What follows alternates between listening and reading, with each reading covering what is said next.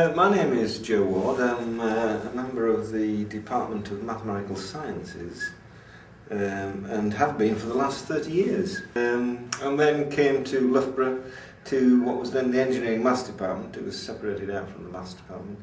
And our focus was really on teaching, not on research at all, and so we taught engineer by the hundreds. Basic mathematics up to their second year.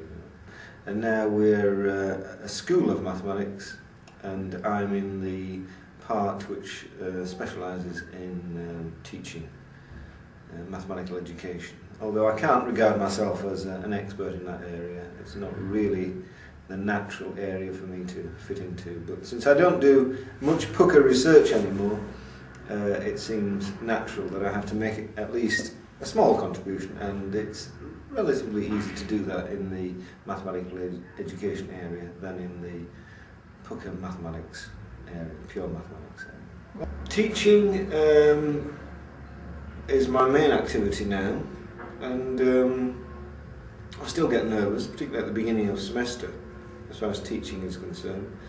My style, I guess, is to stand in front of the lectern, the overhead projector, and just simply write my notes, which aren't notes. I tend not to use notes anymore. Having taught here for over 28 years, I know the material off by heart, so all you have to do is simply say the phrase Fourier series, and I can reel off 50 minutes of Fourier series, no problem at all.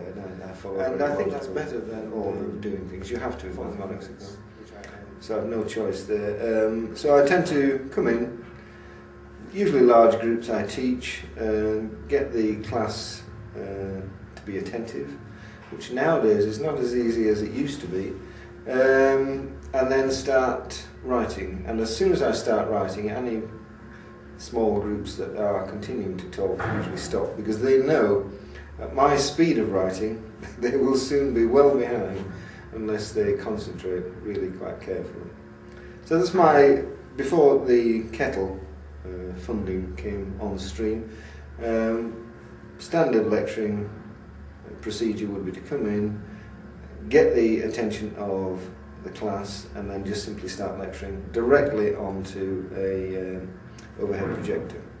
One of the major complaints is that I go too fast. All students say I go too fast, and from my perspective, of course, it's too slow. I'm just making no progress at all.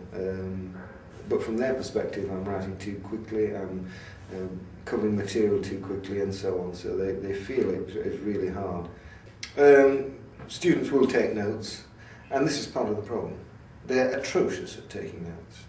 I write down everything I need to write down, and I say everything I write down. And yet, if you look at their notes afterwards, and I do from time to time, they just cannot write mathematics. They find notation very difficult.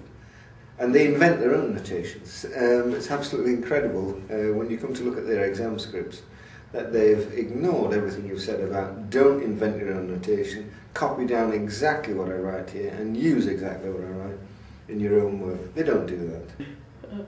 And they don't do enough work outside the classroom.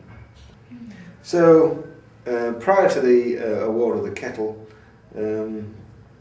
I would say I was a traditional lecturer, just using the overhead projector. That's my only, I mean, had I the opportunity, I'd probably still be using chalk and blackboard, because I know it sounds odd, but the feel of chalk and the friction of chalk on blackboard, on the blackboard, or the green board as we should now call it, is just right for writing.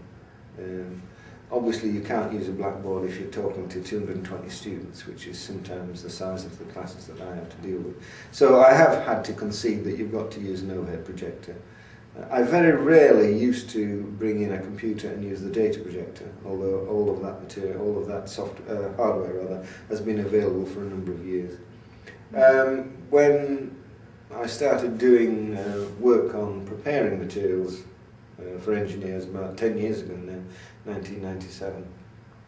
I did briefly flirt with the use of laptops and using materials we had developed for mathematics, but I quickly came to the conclusion that the material we had developed It wasn't suitable for lectures. It was suitable for students working on their own, in distance learning mode, but not really for lectures. And lectures have continued in the traditional vein that I started with many years